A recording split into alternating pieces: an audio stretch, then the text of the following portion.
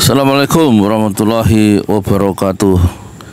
Saya Yudi Pramuko, tukang bubur ayam dari Parung, YouTuber politik tertua di semesta.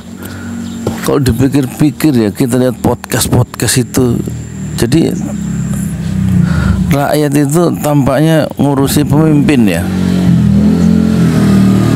Ngurusin Jokowi sudah selesai, tapi masih diurus, masih coba diadili karena kekeliruan dalam memutuskan secara politik kebijakan banyak yang keliru dan membebani masyarakat, makanya masyarakat marah itu. Sekarang diteruskan oleh Prabowo, hidup Jokowi. Jadi dia betul-betul mengagungkan ya Jokowi itu presiden yang sekarang terpilih. Saya heran itu. Dan saya ingat ya ucapan Bung Karno di depan kader-kader Partai Komunis Indonesia, suburlah PKI. Untung Prabowo tidak bilang hiduplah PKI, hiduplah Jokowi. Tapi dia bilang hidup Jokowi itu sudah bikin saya secara psikologis saya terguncang ya. Kok ada presiden itu memuji begitu rupa ya. Saya kira buzzer kalau memuji tuannya pantas karena dia dibayar ya.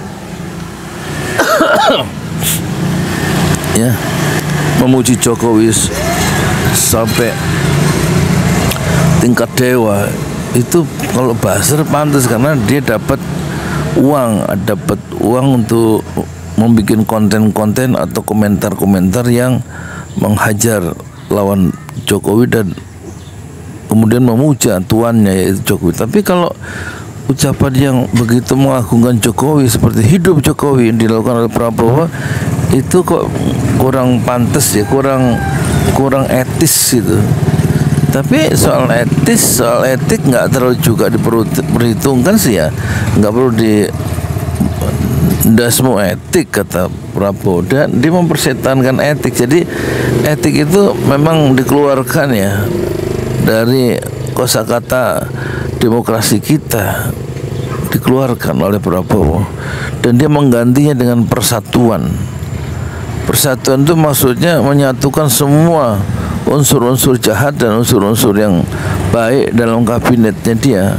Ada 16 menteri yang loyalis Jokowi itu dimasukkan semua menjadi kabinet merah putih, kabinetnya Prabowo, dan itu menjadi persoalan ya.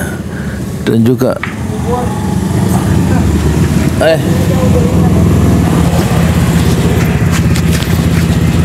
jadi kalau memang Jokowi itu bersih, nggak nerima uang, nggak membuat deviasi tentang keuangan, dan juga menggunakan bansos dengan benar, dan kemudian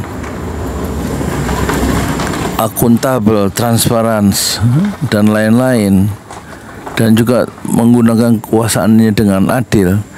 Sekarang pertanyaan saya sebagai tukang bubur ayam, kok orang-orang pada minta dia diadili, ya kan? Dan saya lihat di podcast orang-orang pintar tuh, kok udah layak itu Jokowi mempertanggungjawabkan kekeliruannya yang sangat berakar pada oligarki itu, yang bertanggungjawabkan semuanya di depan pengadilan. Makanya ada perkataan adili Jokowi dalam proses pengambilan keputusan, misalnya menandatangani Undang-Undang Cipta Kerja. Kalau memang Undang-Undang Cipta Kerja itu nggak ada masalah, itu ngapain buruh pada berontak, pada protes dengan keras di seluruh Indonesia, dan kemudian pemerintah memenjarakan Jumhur Hidayat, menjebloskannya ke balik jeruji besi. Kalau memang ya Undang-Undang Cipta Kerja itu menguntungkan pekerja gitu loh, kan itu alasannya kalau saya nggak salah tangkap waktu saya baca itu kan dimaksudkan untuk mendatangkan investasi yang besar-besaran dengan undang-undang yang disebut undang-undang Cipta Kerja, dan ternyata investasi itu tidak terjadi ya. Dan justru menurut para ahli undang-undang itu, di atas undang-undang itu kemudian Jokowi membuat PSN ya, proyek strategis nasional, sampai ratusan, dan itu sebenarnya yang mendompleng kebijakan itu adalah orang-orang yang punya kepentingan, orang-orang yang punya duit ya. Di PSN itu termasuk yang sedang lagi hebat itu adalah PIK itu, tapi PIK bukan satu-satunya, ya kan? Ada Rempang. Rempang itu kan penandatanganan Rempang menjadi IP ini apa menjadi apa kerjasamanya itu kan di Cina, yang nandatangani Bahlil, kata Said Didu ya, disaksikan oleh Jokowi dan Presiden Cina Xi Jinping. Rempang. Nah kemudian setelah pulang dari Cina itu Erlangga Hartarto yang kemudian dipaksa untuk mengendurkan diri jadi ketua umum Golkar kalau nggak salah gitu ya, itu kemudian menjadikan Rempang menjadi proyek strategis nasional kan gitu. Itu Agustus nih, tapi nanti dicek lagi. Terus Septembernya, sebulan kemudian, itu Bahlil memerintahkan supaya Rempang itu dikosongkan ya dari penduduk asli karena dia masuk proyek strategis nasional. Loh, orang-orang yang di Rempang itu yang sudah ratusan tahun tinggal di situ, kemudian dengan tidak berdaya dan berurai air mata mereka dipaksa keluar dari rumah-rumah mereka demi alasan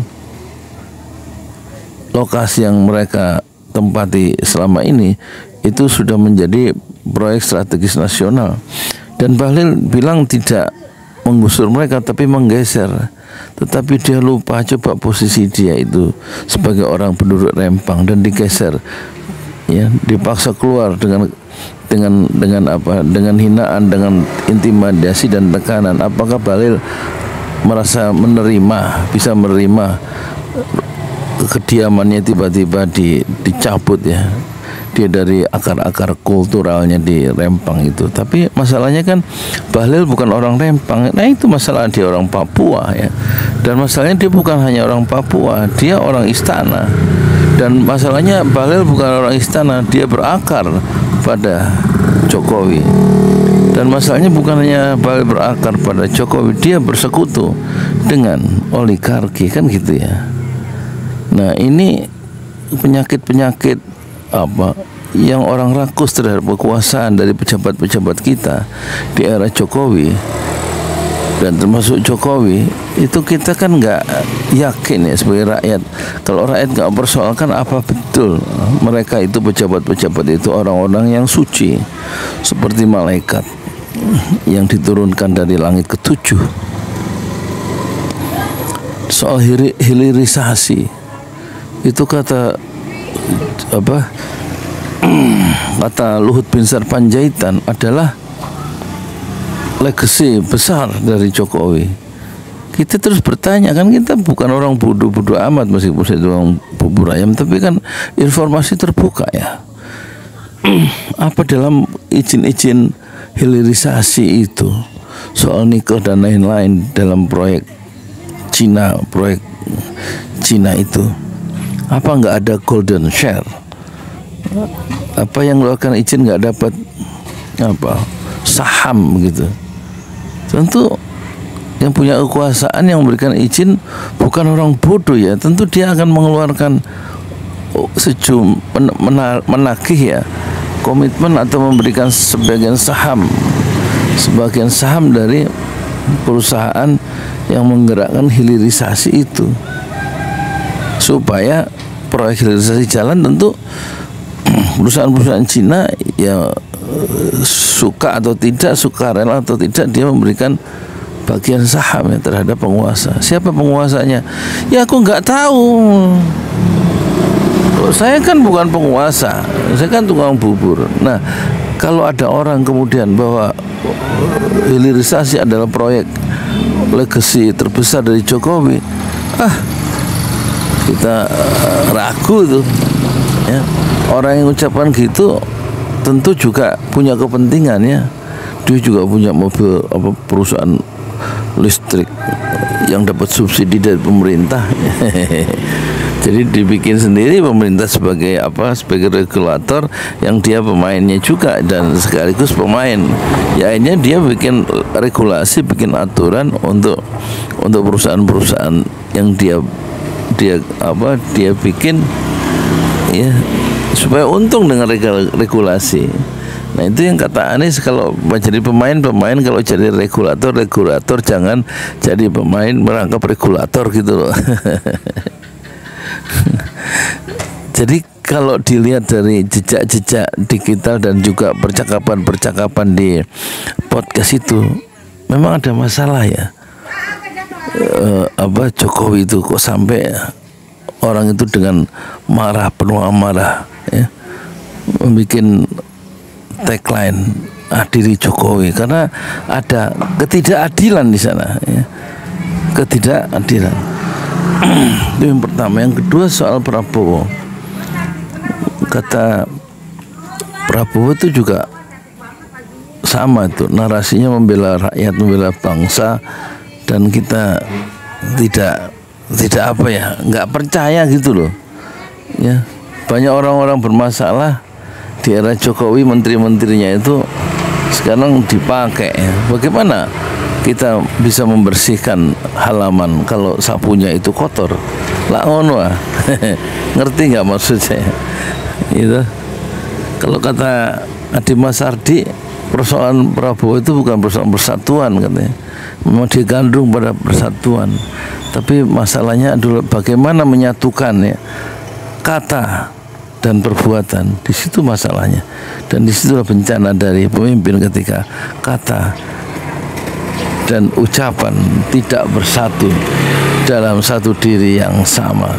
Dan itu yang dilakukan oleh Jokowi, dan itu yang dilakukan oleh Prabowo. Bagaimana menurut Anda? Kalau menurut saya bagaimana? Ya itu yang tadi sudah saya jelaskan ya. Assalamualaikum warahmatullahi wabarakatuh. Saya Yudi Pramuko, tukang bubur ayam dari Parung, YouTuber politik tertua di semesta. Fasbir sabran jamila. Bersabarlah dengan kesabaran yang indah. Assalamualaikum warahmatullahi wabarakatuh.